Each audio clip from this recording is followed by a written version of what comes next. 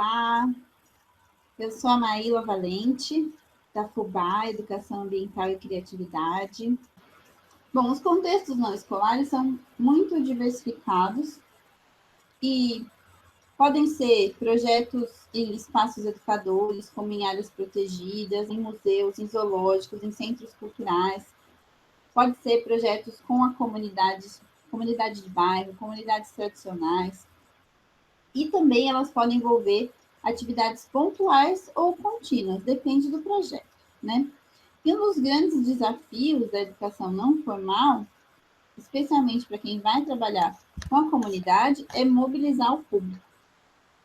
E nesse caso, o diagnóstico vai fazer toda a diferença para que você proponha uma ação educativa que interesse para a comunidade, que vá resolver um problema, para que assim as pessoas tenham vontade de participar. Então, não adianta tirar um problema da sua cabeça sozinho e oferecer para as pessoas, e depois, às vezes, a gente julga, né? Que, ninguém está interessado, eu propus uma atividade e ninguém foi, mas às vezes é por causa disso, porque você não fez esse diagnóstico e está propondo uma coisa que realmente não interessa para aquelas pessoas, ou que as pessoas não veem ainda a importância daquilo. Né? Então, o diagnóstico vai te ajudar a entender o que as pessoas enxergam como importante e partir dali a sua ação educativa. E depois você pode inserir também o que você acha importante, claro, como a gente já conversou. E um aspecto que eu destaquei aqui é que a gente precisa considerar também nesse diagnóstico elementos de organização dos encontros. Então, é importante identificar qual que é o melhor dia e horário para marcar os encontros, quais estruturas precisam estar disponíveis para viabilizar a participação, porque isso também acontece. Às vezes a gente marca uma atividade, ninguém vai, a gente fala que as pessoas não estão interessadas, mas na verdade o dia e o horário que a gente marcou não é viável para aquelas pessoas. Ou então, por exemplo, se você vai trabalhar com mulheres que têm filhos pequenos, é legal você oferecer uma atividade ou uma atividade paralela, né, e ter alguém responsável naquele encontro para cuidar das crianças, se o foco for com os adultos, ou então criar uma atividade que envolva toda a família, porque dificilmente uma mãe com um filho pequeno pode deixar o seu filho sozinho para ir participar da sua atividade, né? Então, são detalhes que a gente precisa pensar quando a gente quer realmente engajar o público. Bom, aqui no contexto não escolar, eu escolhi dar o exemplo de uma oficina da FUBA, que é uma atividade pontual, onde a gente não conhece profundamente o público. Quem for desenvolver ações mais continuadas pode considerar o que nós já falamos sobre o contexto escolar, que vai servir também, porque quem consegue mobilizar o público em vários encontros seguidos, né, vai poder desenvolver uma ação mais continuada, mais processual. Então, aqui eu escolhi dar um exemplo de uma ação pontual e mostrar que é possível também inserir os princípios da educação ambiental, mesmo numa ação pontual, que parece bem desafiador, mas é possível. E a gente tem trabalhado para isso. As oficinas que nós vamos falar se chama Origami de Animais Brasileiros. Nós fizemos essa atividade em algumas unidades do SESC, em escola também, mas como atividade pontual, e ela é voltada para criança ou para famílias. Aqui a gente fez uma atividade pais e filhos, mães e filhos. Então, nesse caso, a gente não conhecia diretamente o público. E aí está o desafio, né? Como fazer o diagnóstico e desenvolver uma atividade contextualizada se a gente não conhece o público. Então, a primeira coisa que a gente resolveu fazer é descobrir o máximo possível sobre o público, né? A idade, os interesses e tal. Mas a gente vai para a oficina bem no escuro, a gente não sabe exatamente o que vai encontrar. Então, o que a gente faz? A gente faz o diagnóstico no início e durante a atividade. Então, aqui a gente tem usado as perguntas de verdade, que os participantes do Como também conhecem muito bem, que é uma ferramenta para fazer esse diagnóstico. Isso quer dizer, fazer perguntas que eu ainda não sei a resposta, e não perguntas retóricas, mas perguntas que eu realmente estou interessada em saber a resposta, para conhecer melhor o público. Eu vou dar um exemplo nessa oficina de origamis. Então, é uma oficina que a gente faz dobraduras de animais. Então, eu posso começar a atividade de origami perguntando quem ali do grupo já fez origamis e quem nunca fez.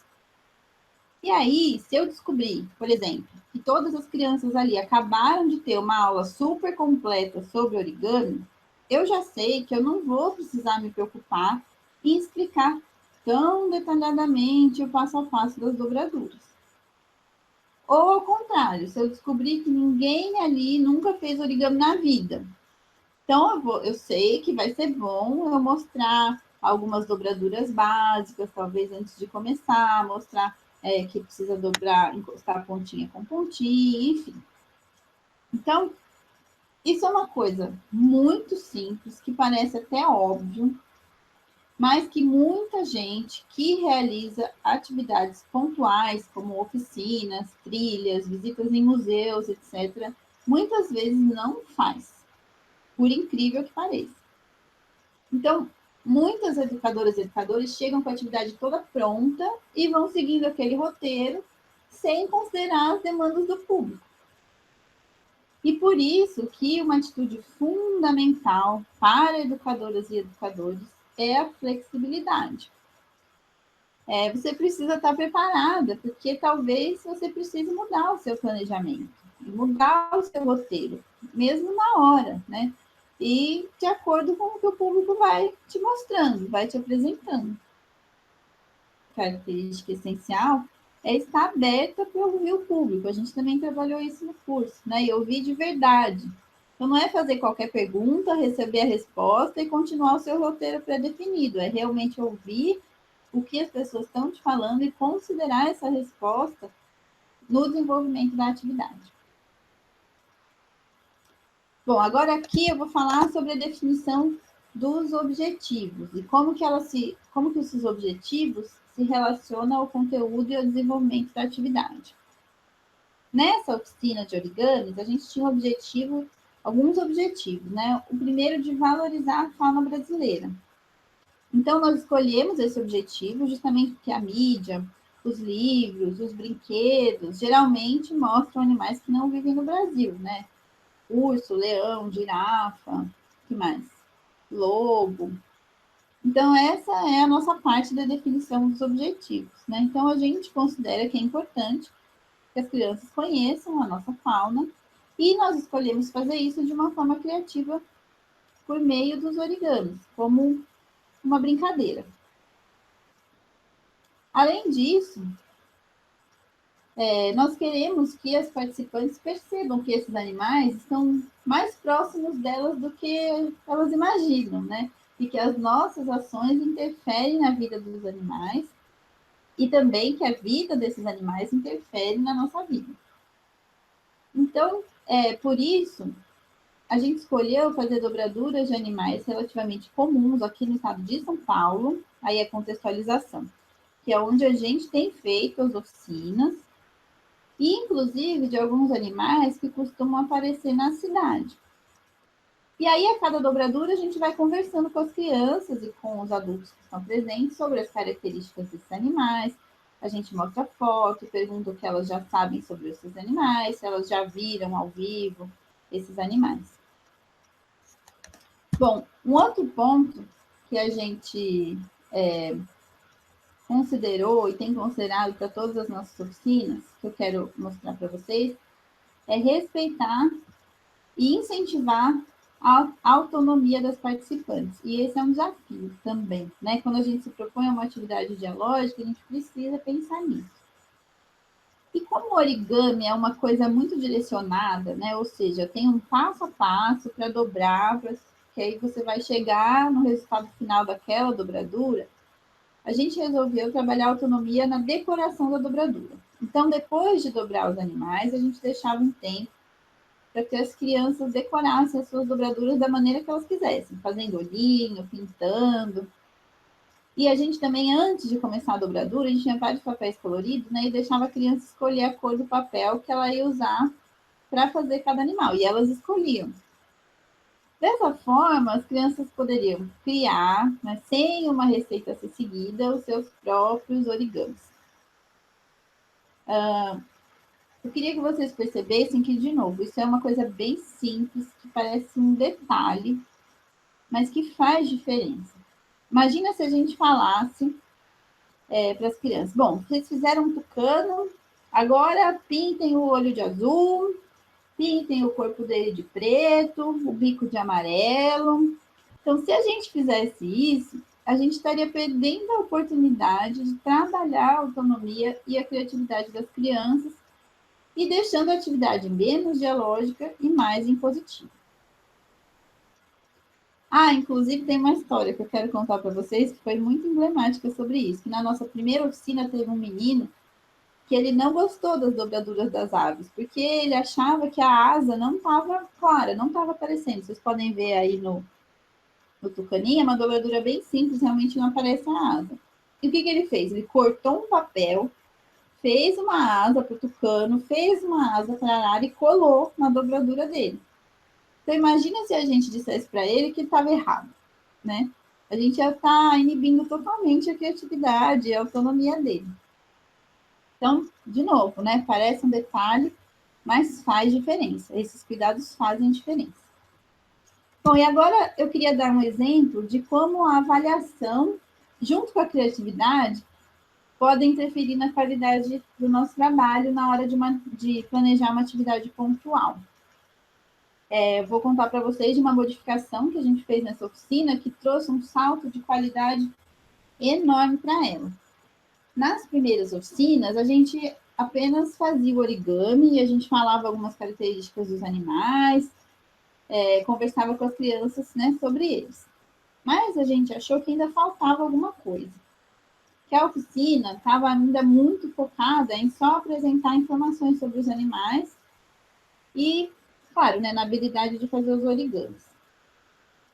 Então, depois, a gente pensou e teve a ideia de inserir uma história na oficina e que cada origami fosse feito ao longo dessa história. E essa história não é uma história qualquer. Nós criamos a história baseada em fatos reais, vou até mostrar a foto aqui para vocês. De uma onça que apareceu em cima de uma árvore no meio da cidade. Isso, né, aconteceu mesmo numa cidade aqui pertinho de São Carlos, que chama Itirapina. E aí, com essa história, a gente conseguiu inserir ainda mais contextualização para a atividade, porque falava de uma história baseada em fatos reais. Quando a gente fazia aqui em São Carlos, né, a gente dizia que aconteceu aqui perto. A gente também conseguiu trabalhar com valores éticos, porque na história aparece a cooperação entre os animais. A gente ainda pôde abordar o que acontece com o animal silvestre quando ele é resgatado. Então, isso mostra como a criatividade nos ajuda a pensar em soluções inovadoras e ajudam a aprimorar o nosso projeto. E a avaliação também, né? Se a gente não estivesse pensando em melhorar a nossa atividade, talvez ela continuasse a mesma que era antes, né? Uma coisa que eu quero destacar antes de mostrar para vocês o material é que uma preocupação para quem vai desenvolver materiais que apoiam atividades nesses contextos é pensar em alguma coisa que as participantes possam levar para casa e que elas que incentivem uma ação depois. Por exemplo, para ficar mais claro, nessa oficina a gente entregava para cada participante um caderninho com as instruções dos origamis. Então, as crianças podiam refazer as dobraduras em casa, elas podiam mostrar para outras pessoas, assim elas iam relembrando o conteúdo da oficina, né, e as experiências que elas tiveram durante a oficina. Então, isso prolonga o processo educativo, mesmo numa ação pontual. Então, pensar nisso na hora de elaborar um material educativo é bem bacana e bem inovador também. Bom, o material que eu vou mostrar para vocês é um material que a gente está produzindo com muito carinho, com muito cuidado. a gente gostou tanto do resultado dessa oficina de origamis, que a gente resolveu transformar essa oficina num material que as pessoas possam levar para casa. Então, para famílias que querem um brinquedo educativo para brincar com seus filhos juntos, ou pode servir até para o contexto escolar também, para professoras fazerem com seus alunos. Então, vou mostrar para vocês. Ó, é uma sacola de algodão cru. A gente abre ela aqui. E aqui tem, vamos dar para ver, uma árvore de feltro. E aqui dentro é um bolso que vem um kit para fazer os origamis. Então, aqui dentro tem um pacotinho com os papéis de origami.